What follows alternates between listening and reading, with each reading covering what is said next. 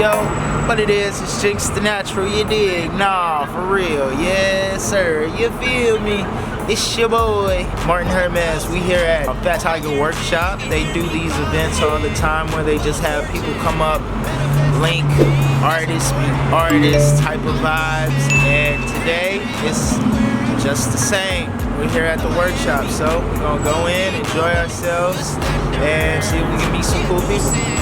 Give me that pussy and I abuse it. Drug addict, addicted to that body, I'ma use it. 5,000 on my ear chain, you can hear me calling.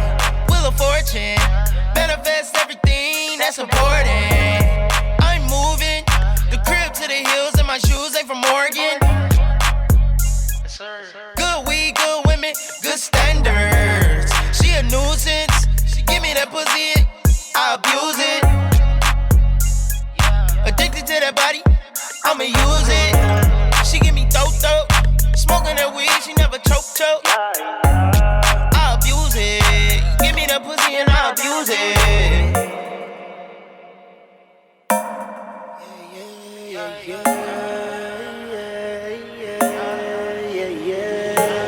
Touchdown on a pussy nigga, she fucking with me cause I am a rich nigga. I hustle hard for the 6 figures, I go Drake on a bitch, I say 6 nigga. And man, that's crazy, when she dressing fashion over, she like Riri. Email for the CCs, PayPal, cash at me. I'm the type that only call on the weekend.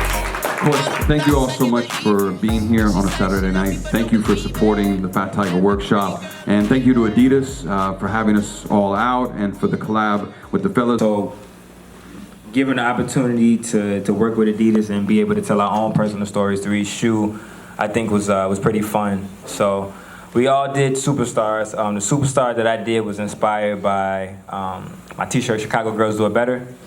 Started that in like 2016, and you know,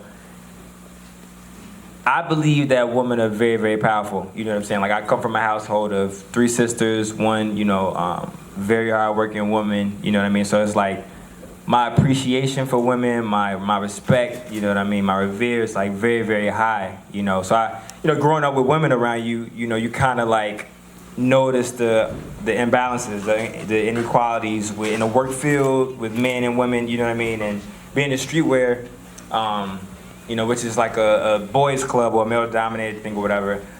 I've always felt like, you know, it would be wise to, you know, show love to our counterpart or to the equal. You know what I mean? Like, this is, it's not cool that, you know what I'm saying, you know, more women aren't involved in streetwear. I think that's a thing that we need to keep pushing. I know it's there, it's present, but, you know, with me being a man, I think it's even very important to push that agenda as well. You know what I mean? So, wanted to show love, you know, to the girls of the city, you know what I'm saying? Because, you know, without you all, we wouldn't be here, you know what I mean? So a lot of the shoe just kind of like highlight some of the things that I feel speak to Chicago women. You know, the shoe is a balance of like toughness, sweetness, passion. Like, it's a red shoe, you know what I'm saying? It's translucent. You know, I believe, you know, Chicago girls are very, you know, they're gonna tell you how it is. They're not gonna hide, you know what I'm saying, like how they feel, you know what I'm saying? But they also gonna hold you down, you know what I mean? And they're very like, come from Chicago, we're also like,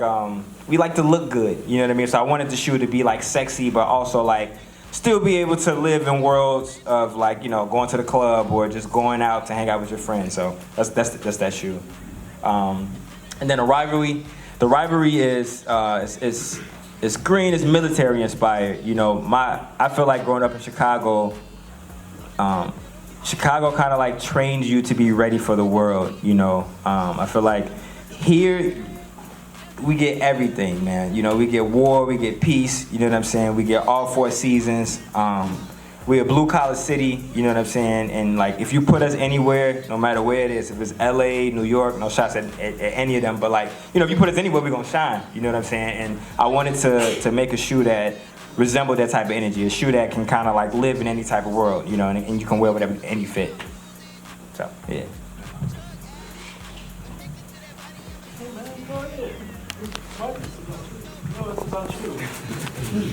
What's wrong with you? My shoe is a Superstar as well, And the story behind my shoe was a combination of my two first loves, which was music and basketball. And how that story started with one really simple thing with me, and that was a milk crate. So when I wanted to hoop, I couldn't afford a rim. Parks were all by my crib. Rims were always taken down, so I got a milk crate, nailed it up in the alley behind my crib. Every day after school, went outside, shot hoops on it. You know what I'm saying? So that became an everyday thing. But this shoe, because it's two, this is a two shoe thing, but the other shoe's not gonna come out to the summer. And that was like the basketball one. This one is about the music. So the other thing that I fell in with was music. And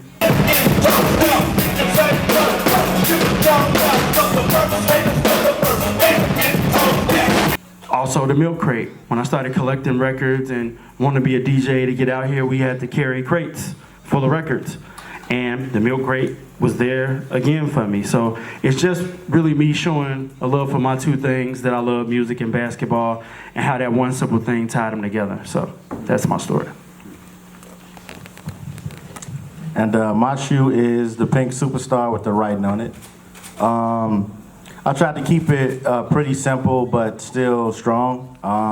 The shoe is basically about celebrating all of us. Not just, I know it's coming for All-Star Weekend. You know, the guys on the court are cool, but it's about the other superstars out there, and there's more of us than them, and we make a lot of shit go. And my shoe is also for whoever's in this room or whoever's out there that's gonna be the next person to make their collaboration with Adidas or whoever. You know, this is about us. Hopefully this is an inspiration to somebody, or, you know, a sign of representation for somebody that, shit, we can all do it. You know, Pharrell said it best. My nigga, you could do it too. So that's what my shoe is about, us. Great. I got one more question, and then would love to open it up if you all have things you want to ask. But you know, since the last decade, there seems to be kind of an onslaught of, you know, big box creative folk coming here and working with, but also in some instances exploiting Chicago creatives. You know, what advice can you give to folks, because I see a lot of creatives in the audience, and dealing with folks from the outside and maintaining your sense of self, your integrity, and also collecting the check? If you have any gems you could drop. Well, I don't know who needs to hear this, and I don't want to be rude. Stop doing those talks at the Apple Store for iPads, man.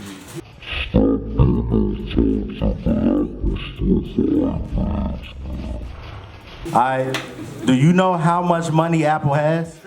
Like, if y'all don't pull up to Apple and say, you have to pay me, don't do no talks at the Apple Store for them to give you a watch and steal your energy and steal your crowd and steal everything that you've built for yourself. They're reaching out to you for a reason.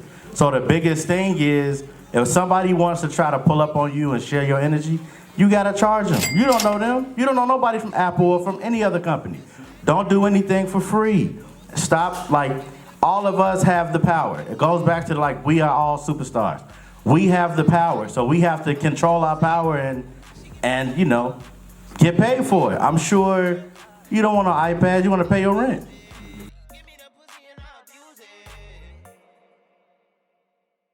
It's a, you know, it was like a real, you know, real life business thing. I think with a lot of streetwear brands and stuff like that, people don't look at us as, you know, we're in the boardroom and we're really out here, like, you know, doing business. Like, this is my suit and tie. Like, we're out here, like, negotiating big deals. Like, we feed our families with this shit.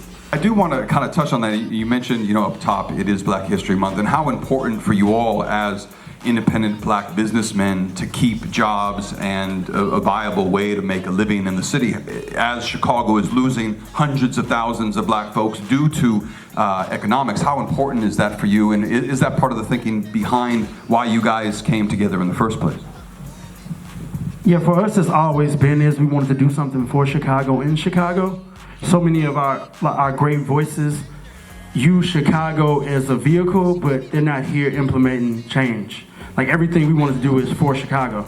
Like, you know, we could have been in any major city doing what we do. We proved that by all the pop-up shops we do everywhere, but we still come home. You know, this is home base. So we want to build something and show people that Chicago is a world-class city, and we're number one. Relo, that you guys, you've referred to one another as the Tigers, and you said that there's one missing, of course, but that's apropos because I feel like you guys are kind of superheroes, because you stay inspiring a lot of. I think that's fair to say.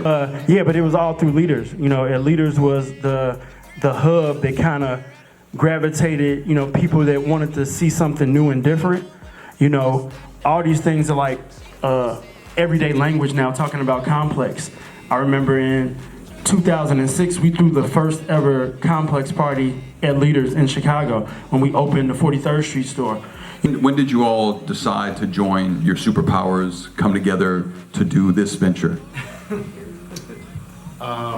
Fat Tiger was a thing that kind of happened organically because we had streetwear brands before we had a store, and it was at a point where the industry was kind of drying up. There weren't a lot of wholesale accounts. So again, this goes into the thing of us saying, man, fuck it, we're gonna do this stuff ourselves. If the stores don't want to pick up stuff, fuck it, open up a store. We'd sell all this shit. And at the time in the city, I felt like nobody was doing like stuff for Chicago as like true Chicagoans. Like, no disrespect to any other store, it's not that many stores where it's like, yo, like these guys are born here, they're born here, raised here, lived here, still live here, find success and still stay in the city.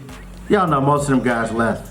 And then they come back to Chicago, times like this, All-Star Weekend, look, I'm from Chicago, collect my check. But we always stayed here and stayed true. I think Fat Tiger came out of a necessity, like a void to fill in the city.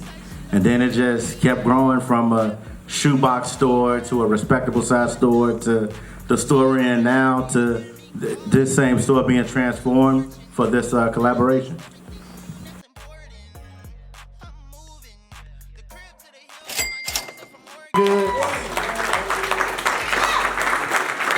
Together, we are the Tigers. We might be doing projects separately for the next 10 days, but we are Tigers and we are gang, we are family together, and I cannot stress that this weekend. You guys want to take more questions? Or? Any more questions? Oh, you want to say something?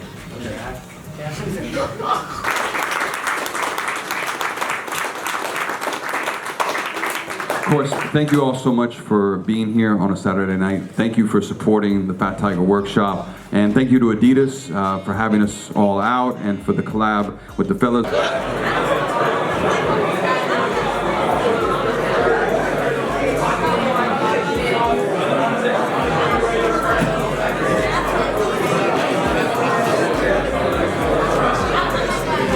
Give me that pussy and I abuse it. Drug addict, addicted to that body, I'ma use it. 5,000 on my ear chain, you can hear me calling. Wheel of Fortune, manifest everything that's important. I'm moving the crib to the hills, and my shoes ain't from Oregon. Good weed, good women, good standards. She a nuisance. She give me that pussy, I abuse it. Drinks the natural. Here with Joe Freshgoods, man. We here at Fat Tiger Workshop. You already know what it is, man.